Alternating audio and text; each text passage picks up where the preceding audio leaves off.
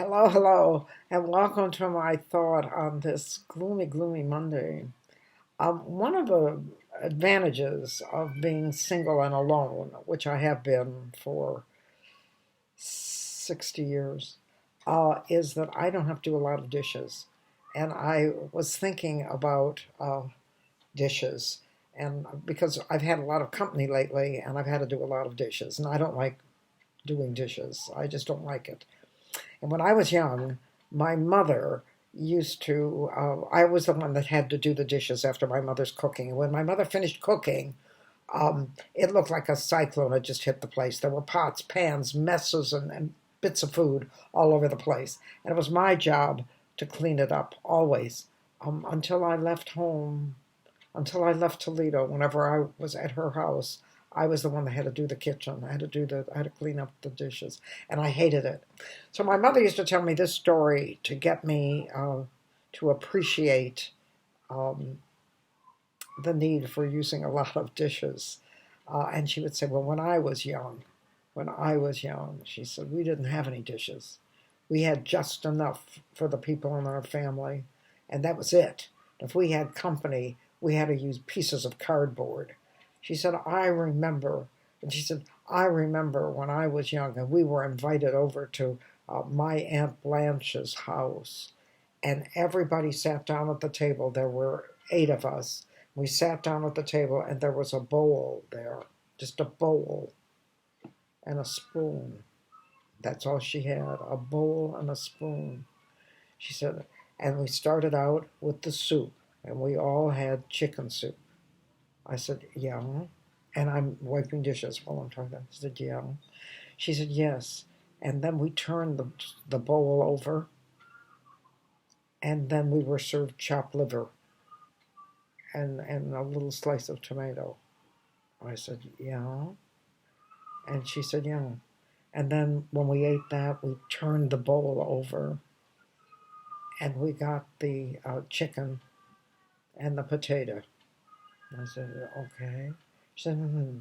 And when we finished that, we turned the bowl over and we got a piece of cake.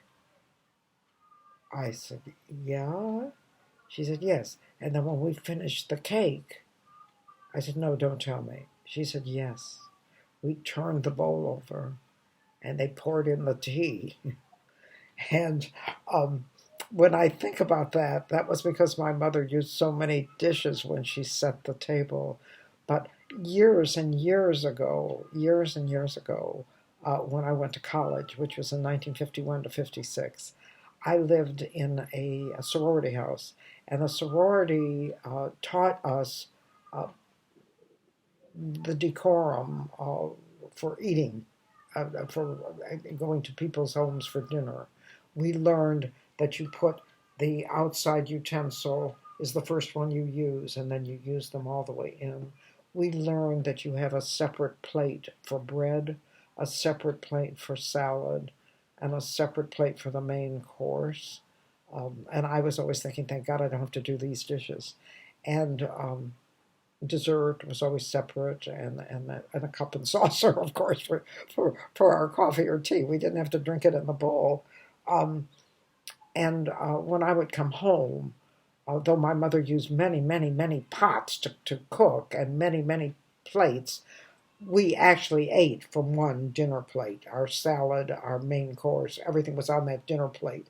We did get separate dessert plates, and my mother made the best dessert in the world, but we got separate dessert plates.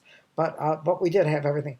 And I would always come home, and because, as everyone knows, I had a passive aggressive battle with my mother, sometimes not so passive, for my entire life, as long as my mother was alive. And I would say, "Well, at the sorority house, we don't eat that way." And after a few times of saying that to my mother, and my mother was a very feisty woman, and my mother was not very fond of me. But when I would come over there for dinner, the table would be set, and at my plate, there would be a plate for bread and a plate for salad, and there would be a salad fork and a regular fork, and there would be a knife, and there would be a spoon, and then there would be the fork for or the spoon for the dessert because my mother wanted to show me that she could be as fancy as the ladies in my sorority that taught me proper table decorum. But when I think about that, I think about how women were locked into the kitchen doing the dishes. And my favorite, and I always just assumed it was women. And in my case, it was usually me, but it was women. And then one day I was dating a Baptist minister. Would you please imagine me dating a Baptist minister? And I had a party at my house in Pacifica. And in the middle of the party, John collected all the plates and all the forks that were scattered around and started doing the dishes. And I reacted as if I had just seen him rip off all his clothes and start dancing burlesque in the middle of the kitchen. I had never seen a man do dishes. And I said, "What are you doing?" And he said, "Well, I'm cleaning up." And I want to tell women how lucky we are that men do the washing up, that men do the washing up now. Thank goodness. Things have changed, and that's a good thing. And thank you for joining me for my thought.